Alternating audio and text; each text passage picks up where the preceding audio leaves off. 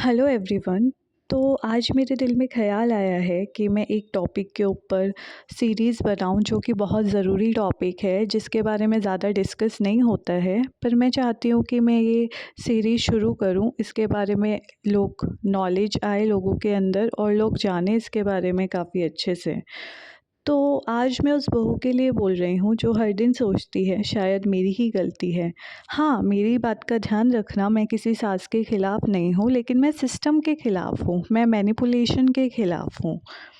अगर आप ये सुन के अपने आप को दोषी मानती हो, जो भी मैं कहना चाहती हूँ, तो ये एपिसोड आपके लिए है। अगर आप ये सोचती हो कि मेरी गलती हुई होगी, तो आज के सीरीज़ का पहला टॉपिक है गलती का बर्डन बहू पर कैसे डाला जाता है। तो देखो, सबसे पहले कहा जाता है तुम एडजस्ट नहीं करती हो। चाहे बहू कितना भी एडजस्ट करे, अपने घर में उसने ये चीज़ नहीं करी हो या लाइफ में ये चीज़ नहीं करी हो, वो चीज़ वो ससुराल आके करती है, सबको इम्प्रेस करने की कोशिश करती है, फिर भी कमी रह जाती है और बोला जाता है कि नहीं, तुम एडजस्ट नहीं कर रही हो अच्छे से। अब एडजस्ट करने का क्या मतलब है, मुझे तो यही नहीं समझ आता। फिर ये बोला जाता है कि अरे हमने भी तो झेला है, तुम भी झेल लोगी तो क्या हो जाएगा। फिर ये कहा जाता है अगर आप रोती हो या आप किसी चीज़ पे परेशान हो रही हो, तो कहा जाता है कि तो नाटक करती है, ये तो ज़्यादा ही सेंसिटिव हो गई है। बताओ, अब ये तो एक तरीके का सिस्टमिक मैनिपुलेशन हुआ ना। ये आपका पर्सनल फेलियर नहीं है, ये एक तरीके का मैनिपुलेशन सिस्टम हो रखा है, जो कि आजकल मुझे तो लगता है मेजॉरिटी ऑफ घर की कहानी बन चुका है। अब देखो, सास का रोल समझो। उनको फ़ियर होता है, जिस बेटे को उन्होंने पाला होता है, जिस जिस बेटे ने उनकी हमेशा बात सुनी होती है, उनके पीछे पीछे घूमा होता है, उनसे परमिशन ली होती है हर चीज़ की, अब वही बेटा शादी करके आता है, अपनी बीवी की भी बात सुनने लगता है, उसको प्रायोरिटी बनाता है, अपनी रिस्पॉन्सिबिलिटी समझ के अपनी गृहस्थी चलाना शुरू करता है। तो सास को एक फ़ियर आ जाता है कि अरे अब तो मेरी तो कोई बात नहीं सुनेगा, ये लोग तो अपना अपना देख रहे हैं। लेकिन ये तो एक तरीके का गलत कंडीशनिंग हुआ ना सास के मन के अंदर, क्योंकि बेटा तो अपनी रिस्पॉन्सिबिलिटी निभा रहा है, उनका तो फ़र्ज़ है कि वो अपनी ज़िंदगी में आगे बढ़े और अपनी गृहस्थी संभाले। लेकिन सास को लगता है अरे ये लोग मेरी बात नहीं सुन रहे। अब ज़रूरी नहीं है ना सबका ओपिनियन सेम हो। नई जनरेशन की बहू आके अपने हिसाब से अपना घर चलाना चाहती है। ज़रूरी नहीं है कि वो उस सास की डिसरिस्पेक्ट कर रही हो, लेकिन वो अपने हिसाब से चलाना चाहती है। मुझे नहीं लगता कि इसमें कुछ गलत है। लेकिन सास लोग इस चीज़ को ईगो पर ले लेते हैं, क्योंकि उन्हें कंट्रोल का एडिक्शन होता है। उन्हें लगता है सब चीज़ें हमारे हिसाब से चलें, या उनकी कंडीशनिंग इस तरीके की हुई होती है कि अरे हमने झेला है, और जो भी उन्होंने झेला होता है उसका बर्डन बहू पर आ जाता है कि जब हमारी बहू आएगी तो हम भी ऐसा ही करेंगे, जो कि एक बहुत गलत चीज़ है। मैं ये नहीं कह रही कि सास बुरी होती है, कई सास तो ग्रो होके बहुत अच्छी चीज़ें करने लगती है, बल्कि सोच ये होनी चाहिए कि हमने जो झेला है वो हम आगे किसी को नहीं झेलने देंगे, ऐसी तकलीफ़ से हम किसी और को गुजरने नहीं देंगे।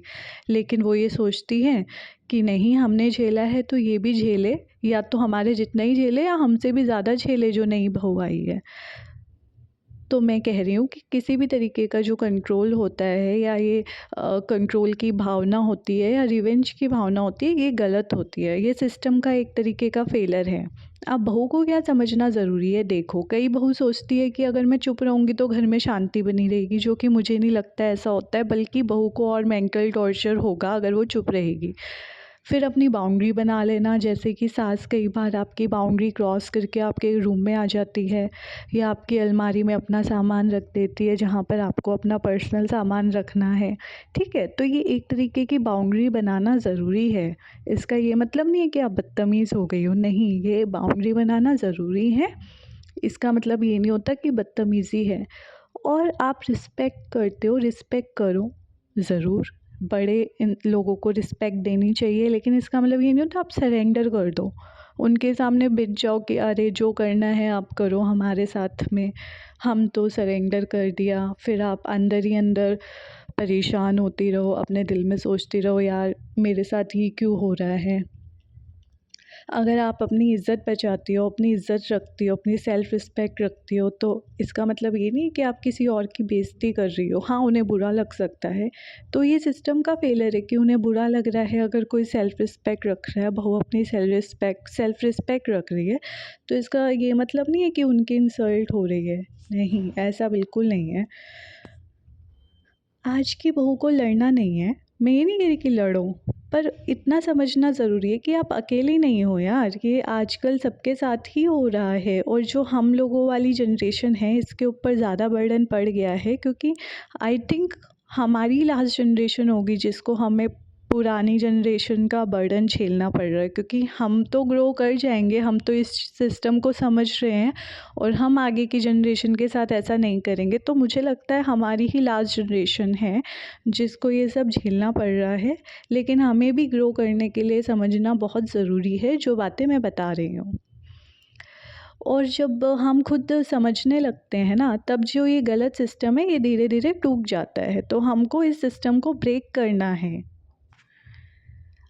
कि क्वीन पोड है, यहाँ हम ना चिल्लाते हैं ना चुप रहते हैं, हम समझते हैं, सिस्टम को समझते हैं, उसको ठीक करने का सोचते हैं।